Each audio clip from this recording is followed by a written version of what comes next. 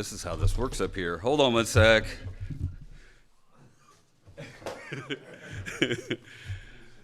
All right. Oh my goodness. Good morning, Sunday Morning Live.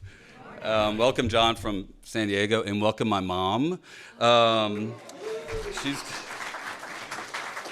say hey, Susan. She's coming in from Florida, and my sister joined as well. So, and my husband's here. So, I didn't plan it this way. So, I think my higher power did this morning, and that's where we're going to start. So, hold on. I'm going to try to do this right with a timer and all this stuff. Okay. All right, my name is Eric, and I am an alcoholic. God.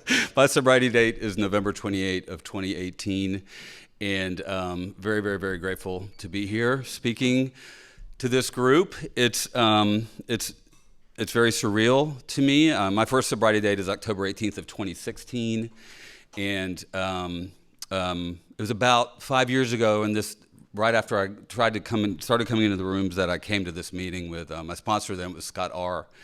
And his husband Keith, and we'd sit over there in the middle row, and I thought in order to get attention in this meeting, you had to dress real nice and wear cute shoes and all that stuff. So, and I wanted to fix this mess behind me. I always wondered why these were all crooked.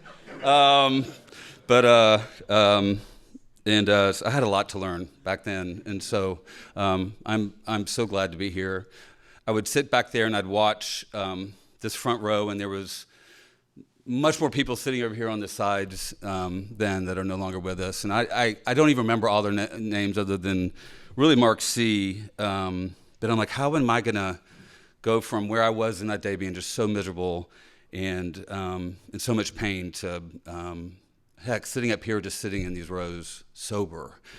And so that's what I want to kind of share, how I got into this room, and then what my life is like. And then I'll share a little bit how wonderful my life is today, because I am so full of gratitude just to be able to be, just to wake up this morning, be able to be alive and sit and I meditated this morning just to, allow my higher power to kind of like take care of this, because that's exactly where my sobriety is today. So my story has changed. I haven't told my story in a while. I can't remember the last time I told it, but I haven't told it that many times either. I have just 1,195 days of sobriety. I used to be that day counter guy, and I've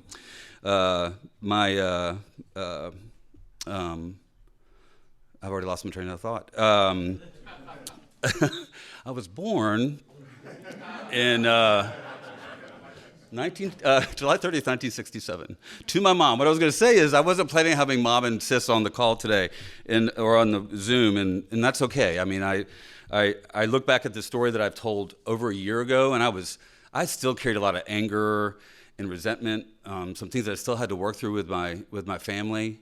I've lost my dad in this past year, and so there was a lot of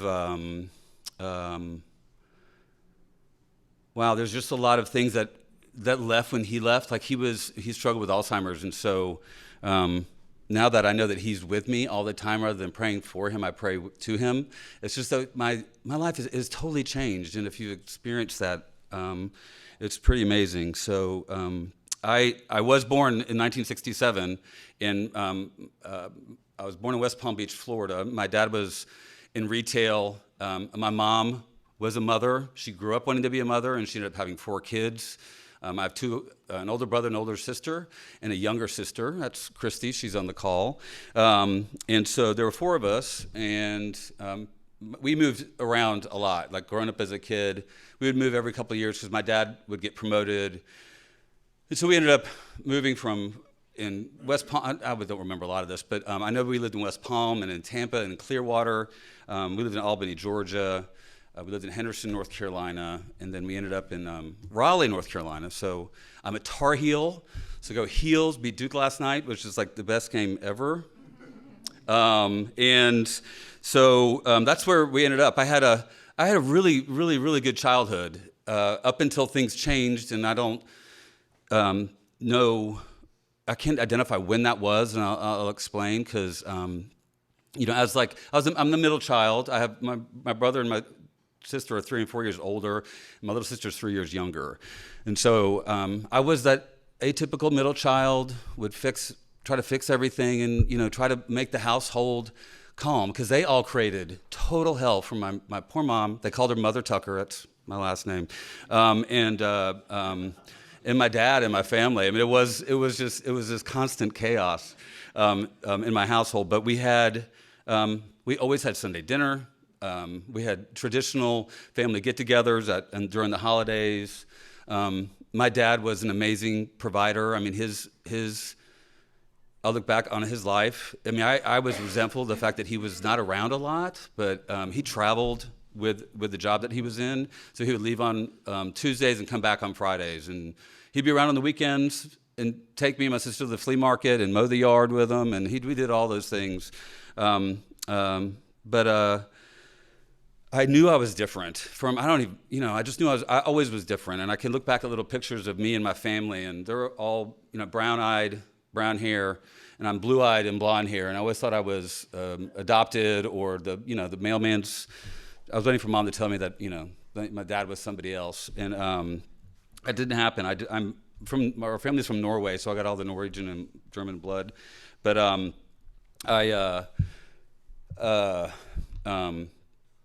knew I was different, and that was okay. At the time, because my mom raised me to be to always say thank you, say please, hold the doors open for people. And so I figured out at a young age that if I do all those things, I can get all this attention. Like, oh, look at Eric, he is so cute. Like, he's so adorable. And so I did. And my mom always called me an angel, which I was on the outside, but on the inside, I was just, I had struggled just to get to be a part of anything. And when I got into school, I realized that I was pretty smart, and so I did well in school and made good grades. But as I grew up, we moved a lot. So I would make friends, and then 2 years later we'd move, and I'd have to move in a new neighborhood, and make friends, and so I adjusted well to that. My siblings didn't so much, and because I'd love to go to school, and they put me in this gifted and talented program. So they separate you. They put you in this trailer and let you just go off on your own. And so they did. I remember going into this trailer, and it was like, as a kid, I wet the bed, and I wet the bed until I think I was maybe 10, late, and it was horrifying because I could never go over and spend the night with friends. And if I did, I wouldn't sleep because I was scared to go to sleep. I wouldn't drink any water all day long. My mom would wake up, and I'd have to get up and ready to go to school, and I'd wet the bed, and she'd get up, and she would make a big deal about it, change the sheets, took real good care of me. That was pretty traumatic as a kid. So as I got into junior high and high school, all my friends hit puberty, and I did not. I don't think my voice changed until I was a senior in high school. I had braces. I was tall and lanky and nerdy, and it was around that same time that things started changing in our household. My brother was arrested for being a drug dealer. They came and arrested him in our house one morning, broke in and took him out of his room in handcuffs. My sister got arrested for something. I don't think my little sister got arrested for anything, but there was always stuff like that happening. And so it was still good that I was, relatively good in school and all that. And so that's what I just continued to do. But there was problems. My parents were having issues. There was always something going on there. And there was a lot of drinking in our household. And I don't know, like I said, I don't know when that started. I always remember my dad drinking, but I don't always remember my mom drinking. But my mom has 32 years of sobriety this year. And so, that was tough. My high school years, my mom had moved out. My parents separated, so I had to go take care of my mom a lot. I worried a lot about her. And as a fixer, that's what I did. And so I'm going to really kind of speed this up because, I ended up graduating from high school, did really well. I got into the college I wanted to go to, which was in Chapel Hill, which was Carolina. And I didn't drink in high school because I didn't want to put all that stress on my mom. Well, I take that back. I did drink in high school. There was a point in my senior year, and I talk about drinking, and I'm not, I introduced myself as an alcoholic, but I am also an addict, and there's a lot of sex in my story. Not in my story. I'm not going to tell sex today. But everybody, not going there. But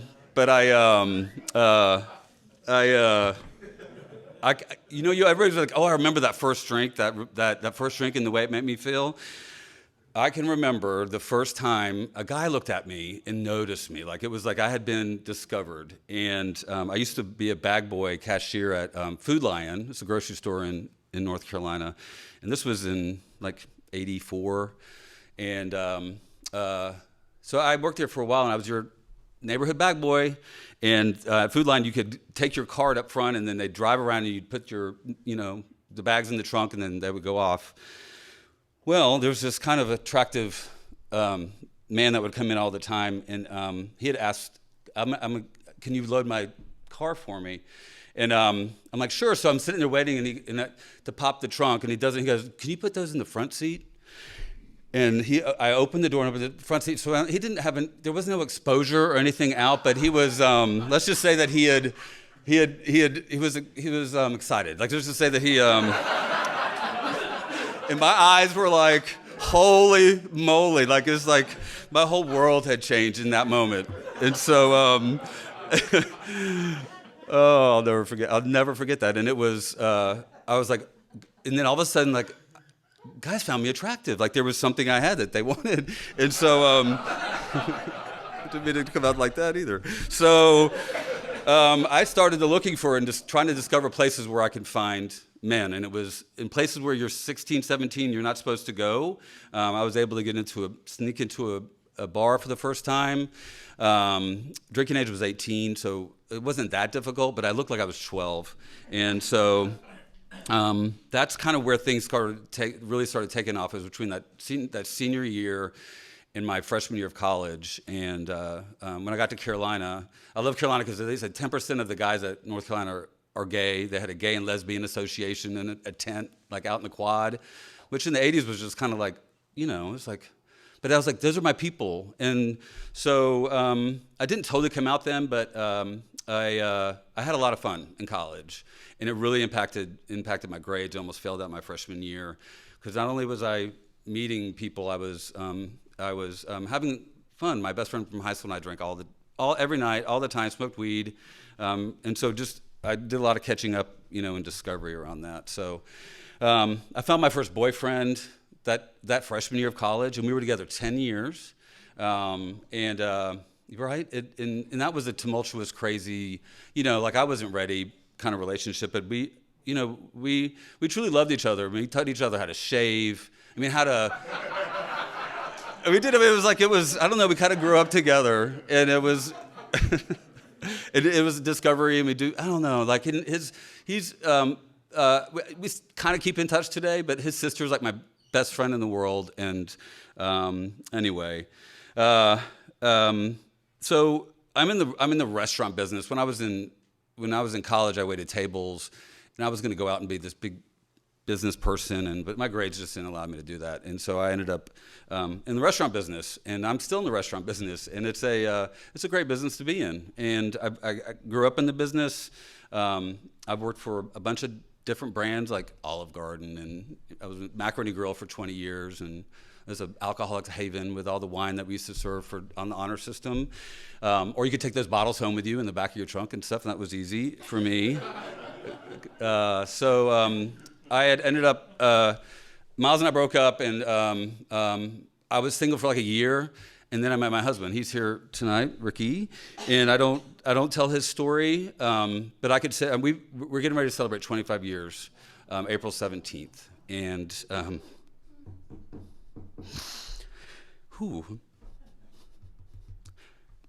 I know why he's in my life today, but why he stuck around for that long and went through all this shit. Because the first week that we met, he's like, I am not going to date an alcoholic. That's exactly. I remember him telling me that because that's how I drank, and his dad was an alcoholic, and so. But he did. We stuck around. I'm going to skip way forward because my career continued to grow, but I continued to drink. We discovered party drugs and different things, and our life was barely manageable, and to the point where it ended up we separated in 2007. We'd done a beautiful house together, and it was not pretty, but we did get back together again, and we got married in 2009. And I still wasn't ready to come into the rooms. I knew what Alcoholics Anonymous was, but I didn't know how. I didn't think it was for me. My will was strong, and I was stubborn, and I was smarter than my mom or anybody that was in this program. I didn't know anybody in the program. It was just like it seemed like it's just something I couldn't touch. Until I needed to. And so, we've been in Dallas in around 20 years, and I lost my job at Macaroni Grill finally. They finally let me go, and for performance, which I'm sure was drinking. I worked for another major restaurant brand, and one day they walked me in and said, "Eric, we're eliminating your position."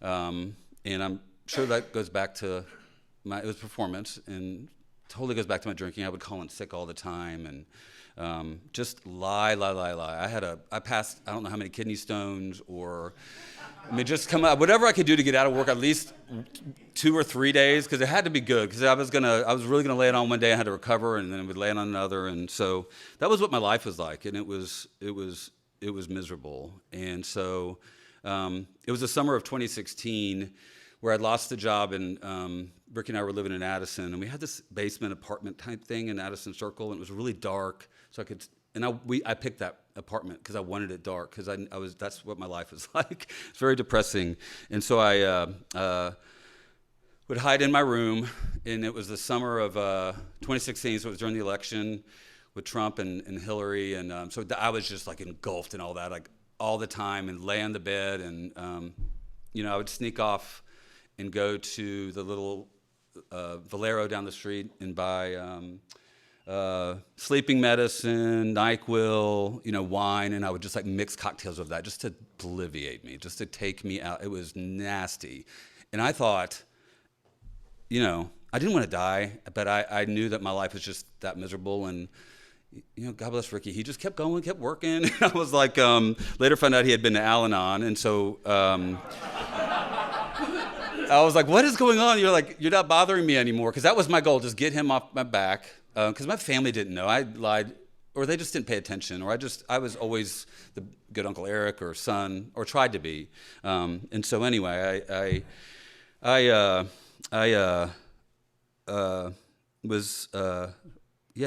was my life. It was, I thought about dying. What would the world be like without me? And there wasn't anything. And so I'd worked for this restaurant brand, and there was a young lady, Deb M, which a lot of y'all know. She's from Simply AA, and we worked together. And my very first day at this job, she greeted me and made me coffee and said, "Welcome, welcome, welcome. I'm so glad you're here." I'm like, "How long have you worked here?" She goes, "I've been here, 15 years, and I've been sober 14 of those, and this company's been so good about working with me and keeping this job," like all in one sentence. And I stored that, because it was like there was many times during the job where I'd go off at lunch and have a glass of wine in the middle of the day and come back, and I'd want to go to her cube and get on my knees and say, "Please help me, because I can't stop. And so that October 18th morning, I texted her, because I was hiding wine in a colored cup, thinking I was so smart, and Ricky drank it, and it's like, okay, he's like, I'm really over this. This is just getting really old. You need help. And I had been going to a 12-step therapist, and he was great. He would tell me how I would tell him how he goes, "How do you drink?" I'm like, "Well, I'll get off work and I'll run, go sneak in. I'll say I'm leaving at 4:30 or at 5, but I really leave at 4:30 to go sneak in and get in as many margaritas as I can in like 30 minutes at, whatever, Taco Bueno or something, Taco Cabana or something. I don't know. I would just go find random places nobody would see me." And he goes, "Well, that sounds delightful." And I was like, you're tricking me. But he would always continue to do that. And but I think that was enough for me to allow at least to see or open a door to know that AA was there, because he had me read this book. It's called Breathing Underwater. And I read it. I didn't understand it. I didn't want to, but I was kind of getting kind of steps 1, 2, and 3. And this is not against my mom. I'd never seen a big book. I'd never really read the steps. I didn't look up AA when I was laying in my bedroom. It was I wanted a rehab center in Malibu or some. I said I had all the plans ready. If anybody's gonna say I'm gonna take you away, but nobody ever did. And so it was also right about that time. My dad was diagnosed with Alzheimer's, or at least I had recognized a difference in my dad. If anybody of you have a parent with memory issues, whatever, it was all of a sudden apparent to me, and so that started happening. And it was really tough. So, I thought I could fix it. And I would call my mom and tell her what to do. You got to do this, you got to do this, got to do this. And she would just, it was I was hateful. I'd raise my voice and so frustrated. All that came out like in that. And it was wrong. I've made that right, but it's still something that I can look back on and know that I'm glad I made it right with my mom today. And anyway, so that October 18th morning, I texted Deb like at 2 a.m. I said, can you talk? And so I like 2 a.m. Well, I went and got another couple bottles of wine first, but then I went to, she texted me back like at 4 and said, I saw my phone line up. I was like, oh my God. And she's like, let's meet later this afternoon. I'll call you. And so I sat that whole day just contemplating what this is going to look like. And so she did. She called me. She goes, where do you want to meet? We met out at Vitruvian Park in Addison. And I was sitting there, and I was in like shorts and a t-shirt, tank top and flip-flops. I don't know why, but I was in October. And it was, she meets me and she comes up and she gets her big book out and she goes, okay, sit down. And like she pulls it out and her big book's all falling apart. And it's about, she goes, I'm going to 12-step you. And she goes, but let me say a prayer. She really did. It's like, I'm going to 12-step you. Let me say a prayer to God real quick, and then we'll get going. And I'm like, no. I'm like, Deb, I love you, but this is not what I signed up for. This is not it at all. So she said, we talked, and I was like, look, I need to go watch the debate. It was the second debate that night, and I had it all planned, and she's like, nope, you're getting in the car, and I'm taking you to a meeting. I've got a perfect meeting to take you to. And I'm like, I am not getting in your car. And she's right, it's the classic story. Get in the car. You can have a cigarette if you get in the car. And I'm like, she was like bribing me. She goes, no, she looked, seriously, in all seriousness, she looked at me and said, this is the choice you get to make today. Like, if you really want to make a change in your life, just get in my car. You got to trust me. Just trust me. And I did. I trusted her. I called her. And so I got in the car, and she drove me to the Chicago group. And I don't want to offend anybody if you're Chicago group members. Which is great because it got me sober. But we walk up, and it's at that church. It was at that church on Northwest Highway. There's signs all over, like AA pointing this way. It's like, and all these people in suits, these guys in suits, all kind of lined up. And you walk up, and I got a sponsor soon after that. His name's Keith B. And he, I remember shaking his hand, and I got my big book. Here from Jimmy Dean. He handed me my big book. There's like this little break in the day, and Jimmy Dean comes up, do you want a hardcover or a big print or a soft print, or what do you want? And I'm like, I don't know, like just give me a book. And so he gave me the book, and he said, just promise me if you ever leave this program that you just hand this book off to somebody else. And I did. I promised that, and I didn't. I still have it. And so I wanted to read something I thought was kind of funny that really kind of hit me when I first came in the program, and it was the 9-step promises in reverse. And this is out of the A Grapevine, so it's A literature. And but it's somebody did it in a meeting when I was getting sober, and it just really stuck out to me. And this kind of explains where I was. If we are not painstaking about this phase of our development, we will be drunk before we leave the parking lot. We are going to know a new pain and a new misery. We will regret our deeds and repeat them over and over. We will comprehend the word chaos, and we will know calamity. No matter how far down the road we stagger, we will still wonder where we are going. That feeling of uselessness and self-pity will intensify. We will lose interesting things and gain relations with strange fellows. That's my favorite. That was me. Self-seeking will be constant. Our whole attitude will be on the lookout for the cops. You know that I drank and drove a lot, so there was always that cop behind me. Never got a DUI. Never hurt anybody, thank God. Fear of people and economic insecurity will leave us homeless. We will intuitively know how to stay drunk with little or no money. We will suddenly begin to thank God that God does not exist. Are these extravagant promises? Probably not. They are being practiced daily, sometimes insanely, sometimes deadly. They will continue to happen if we keep drinking. So there's some humor there, but it was that's where I was. I mean, it was all the opposite of that. So moving through my story, I got a sponsor. Like I told you, his name was Keith. He told me these are all the things you need to do in AA. And so I had to wear a suit, tie, collar. No, you couldn't shave. I think I purposely didn't shave this morning just because of that. But it was like that. He had 9 other sponsee brothers. 4 of us were gay. I don't know. It just was like, it felt at home to me. But they were all like, their lives were a mess. Like, I think 2 of them no longer are alive and around today. But they were like, this can happen to you. I'm like, there's no way. I have way too many people that will come clean up my mess for me.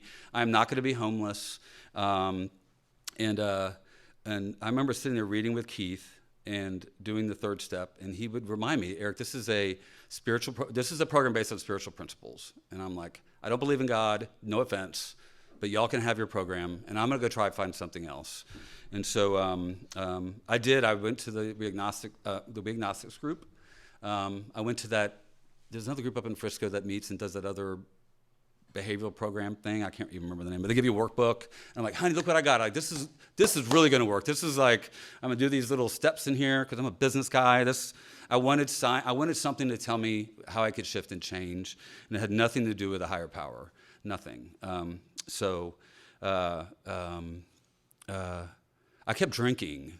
I would go to meetings. I would pick up chips. I would count my days, but I would keep drinking until I got caught. And then, Ricky would catch me, and then I got to get a new Desire chip. At that time, I had changed sponsors. I got Scott as a sponsor. He was great. But it didn't work very well. He was taking a different. I don't know how to explain it. Like, Scott taught me like the color and the beauty of AA. We did my 5th step out at the Arboretum, like on a beautiful like spring day and the flowers, and got on our knees and prayed, and it was awesome. But I wasn't ready. I was not ready. I had a job that took me to Columbus, Ohio, and just doing a lot of drinking. Barely made it off the flight. Wouldn't get to work because I would just go to my hotel room and drink and call out sick for a week, and so it was getting really bad.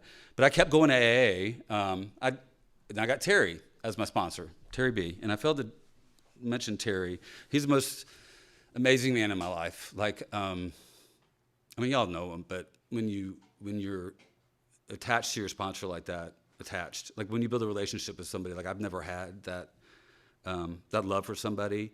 It's it's just it's comforting, but it's also it's comforting. And we have a really good relationship today. It's really grown, and it continues to grow. So, but I picked Terry. I was lying to Terry. I had dinner with Alan the other night. Alan's my great-grand sponsor, and so we had dinner. Because always I say he's got something that I want to, not like in AA. And so we had dinner, and he nicknamed me. He said, "Your name is Eric Secrets T." And because my story, I was telling my story. I really do. I have a lot of secrets, so many secrets, and that's what was keeping me from really surrendering and ready for this program. So I had a job, and it was moving. My husband and I, we had planned to go to Orlando because that's where my dad was. My dad's disease was getting worse and worse. We had to put my my mom had to put my dad into a memory care facility, and it was devastating to her. It was awful, and every day a nightmare every day. And so I was gonna move to Florida and fix it. Like, we moved to Orlando, got a nice apartment downtown, and before all that happened, we were in the transition of moving. Ricky and I had planned this amazing trip to New Zealand. We've been planning for a few years, and my sobriety date is November 28th of 2018. We were leaving December 2nd. And so that November 27th day, I was up at my dad's hospital, and they were doing a Thanksgiving thing, and I was with my mom, and they had punch. And I wasn't supposed to be drinking, but I was drinking I remember just drinking a lot of punch, and I had wine in my car. I was just driving. It was like a 45-minute drive to my hotel, and I kept drinking and drinking and drinking. And I was staying at a hotel that was right at the base of where the apartment building we're moving into. It was like on this new high-rise, and it was really cool. And so I remember taking a picture. I was FaceTiming Ricky, and I was taking a picture, and he was just being distant. And I'm like, I'm sorry, honey, if this is getting too personal. But it was the moment. So he said, I remember walking up to the hotel room, and he's like, I'm like, what is it? You could hear somebody in your voice, and you're like, just tell me, because I don't want to have this conversation right now. I'm like, please, oh my God. And I was like, what is it? And he goes, that's it. This is it. I'm done. And I know you're lying. I'm done with the lies. And, we'll talk when you get home. And I was leaving the next day. I hung up the phone with him. I called my best friend Noel, and Noel had gotten sober. Noel and I were drinking buddies a long time ago, and got sober. He was working the program, did it all right. And I reached out to him, and I hadn't talked to him in a while. And he goes, Eric, just put the drink down. Don't drink tonight. It's like 5 till midnight. Tomorrow could be your sobriety date, and you can just get up and get a good night's sleep and call Terry in the morning. Call your sponsor. And that's what I did. I took what I had bought, enough to get me to at least 4 in the morning, something in my room, and I took it all and hid it behind an ice machine on the 3rd floor, thinking I would go down and get it. But it was the Embassy Suites, room 412, where I fell down on my knees, and I'm like, man, will you please take this away? So there's a reading. I was doing this with a sponsee the other day, and about psychic change, because Terry kept telling me, if you keep doing the things, this is gonna happen. Your obsession will be lifted. And it was like, there's no way that's gonna happen. So, all right, so this is the doctor's opinion. On the other hand, and as strange as this may seem to those who do not understand, once a psychic change has occurred, the very same person who seemed doomed, who had so many problems he despaired of ever solving them, suddenly finds himself easily able to control his desire for alcohol, the only effort necessary being that required to follow a few simple rules, the steps, right? So I had worked the steps with Terry, and I had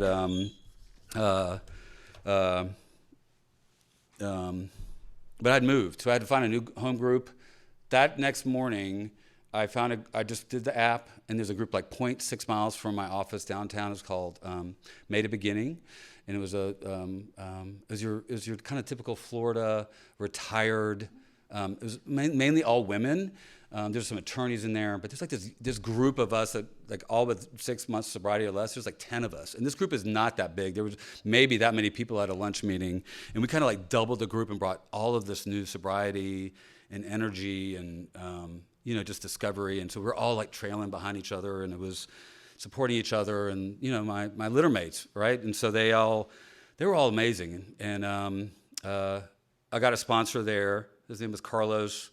Carlos was like he's great. He taught me steps 1, 2, and 3, because I didn't to accept a higher power in my life and what that looked like or what that was. He's like, Eric, just say God. Like, you're gonna hear a lot of God, because it's all God.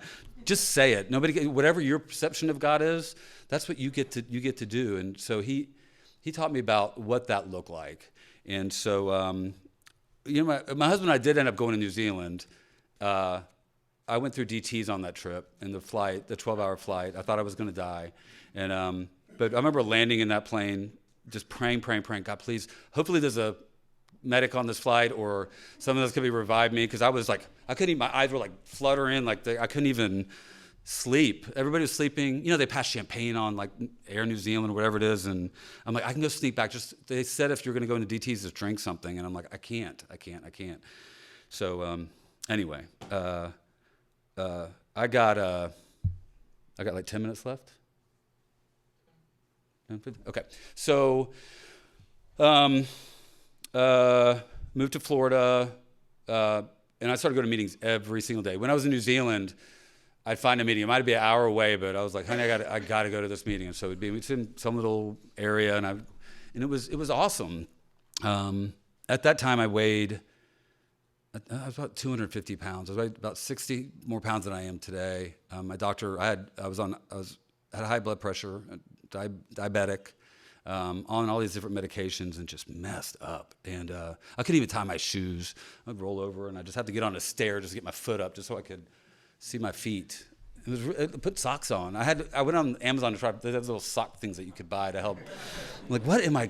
And I was okay with that. And but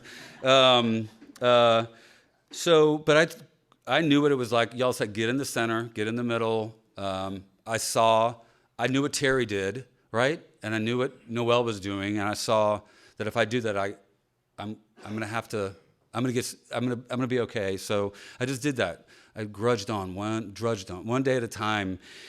And I remember the 9-step promises are important to me, but I remember reading the 10-step promises when I first came into AA, because it was that month of October, I told you, when it was my first sobriety day. These really stood out to me, and I didn't know what they were until I worked the steps again and came up to them. But if you're new and you work the steps, this is where you get to, and it didn't seem achievable to me at the time.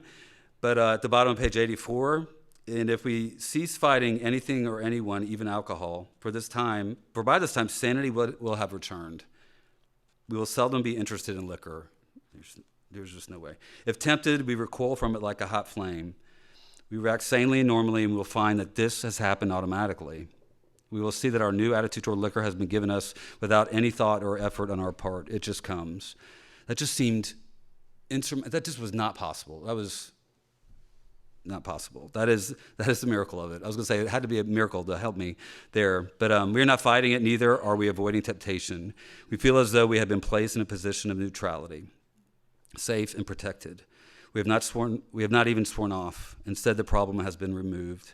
It does not exist for us. We are neither cocky nor are we afraid. That is our experience. That is how we react, so long as we keep in fit spiritual condition. So, I was like, I want to have some good stuff. That's where my life is today. That is where my life is today. Yet the promises have come true in my life, but that around alcohol and that obsession with that psychic change was lifted. And so I don't even have to think about it. I don't think about it. I mean, I go to a lot of meetings. I sponsor guys, and they're here. I sponsor some amazing, beautiful men. It's like the best gift you can ever have in this program. And so I do my reading, I do my, kind of meditate. I do pray. I love it when I do though. It's like, I said do. When you, that's what I want to talk about, kind of like how my life is today. And I want to share, I had to get really honest with myself and all those secrets and all those lies. I mean, it really was a house of cards had fallen on me, and I've been able to go back and clean that up, but not fully. Y'all know,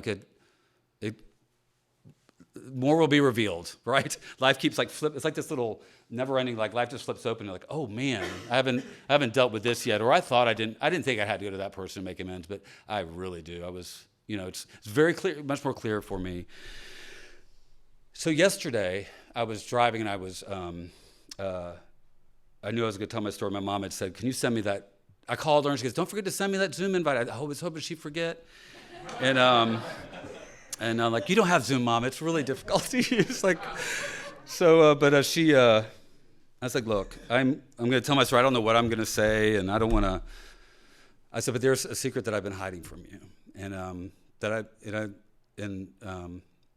I didn't have to make this part of my story, but it's who I am. So in 2007, I became HIV positive. I've never told my mom that until yesterday. And it was devastating. It was tough. It's one of those things you should go running to your mom and say, help me. But heck no, it was too much stigma and shame and guilt attached to all that, and too much explaining how that happens, or, but that was I was scared to death. Like, my life is over. That's when Noel came in my life, because he helped me through that. And I said, Mom, I'm just going to tell you. And I said, I'm HIV positive. She's like, oh my, I was like, well, I want you to know today I'm healthy, I'm undetectable. I mean, I'm healthier than I've ever been, especially in the, almost 3.5 years I've been sober. And we talked, and she's like, Eric, just know, like, you and I actually, I wish you were here so I can give you a hug, because you and me can get through this together. And at that moment, I'm like, God dang it, and not regret it, but I wish I would have said something. But that's the way it was supposed to be, and it was beautiful. I mean, it really was. I mean, it was for me, and I'm sorry, Mom, I just dropped that on you, but it was a good conversation. She's like, I'm so glad you told me. That was really kind of like that last big thing that between me and my mom, we've been through a lot this past year. And we said goodbye to my dad in October. And me and my mom, I was present. I sat with her. The minute Mom called me and said, it's time.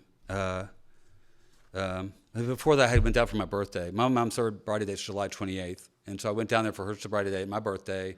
Went and saw my dad. I had a picture with him and I smiling, goofing off like he always did.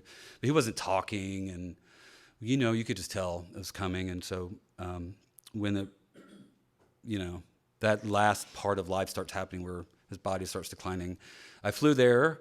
I was with him, with my mom, and I would not have been there before. My other siblings, God bless them, this is not how they dealt with it. It was, they all went to my niece's garage and drank. And I wanted to, again, nothing against them. I know my sister's on the call, but that's how they dealt with it. And so, but I was able to be present with my mom. I slept in a couch outside in the hallway with the hospice nurses, and my mom sat in there, held my dad's hand, and they slept together for the last time. And my mom sang to him, and we held his hand and we said goodbye. And man, the minute I knew my dad was dying, I was trying to get on. I was getting on a flight, and it just all happened. That's my higher power. My program stepped in big time. It was like, whoo! It's just all of a sudden I was just there. It was just like I was doing all those things that I didn't know how to do before, or wanted to do, or because all I wanted to do was drink. And so I was able to be there for her. And then we went back into the service. I did his eulogy, and celebrated his life, and it was beautiful. And we'll do it again. I have siblings that are not doing well, not doing well at all. Like it. But you know what? I'll be there, and I will do, and I'll be present, and I'll be there. I'll be there. So I just want to close by again thanking everybody. It's I don't know. I just all y'all scare the bejesus out of me. And now I look at you today, and I'm like, I can look at all the different eyes and faces, and I know that somehow you each played a part in how my life is today, and all the millions of people before us, and freaking Bill, man, freaking brilliant. And I'm very grateful for that. I'm grateful for my sponsor, for Terry, in my life. It's just. I don't know. I'm at this point in my sobriety where things are just, life is just so kind of calm. It's like really, really chill. I was like flying pink cloud, and I can go there, but my job is good. My relationship with my husband has never been better. Financial insecurities are leaving or left. We did taxes. That's never a good time for me, but it is what it is. You pay. So I want to close. I really love acceptance in page 417, but at the end of on page 420 in that story, acceptance was the answer. Is kind of how acceptance is the key to my relationship with God today. I never just sit and do nothing while waiting for him to tell me what to do. Rather, I do whatever is in front of me to be done, and I leave the results up to him. However it turns out, that's God's will for me. I must keep my magnifying mind on my acceptance and off my expectations, because I can do that. For my serenity is directly proportional to my level of acceptance. I just love that line. When I remember this, I can see I've never had it so good. Thank God for AA. Thank you all. Appreciate it.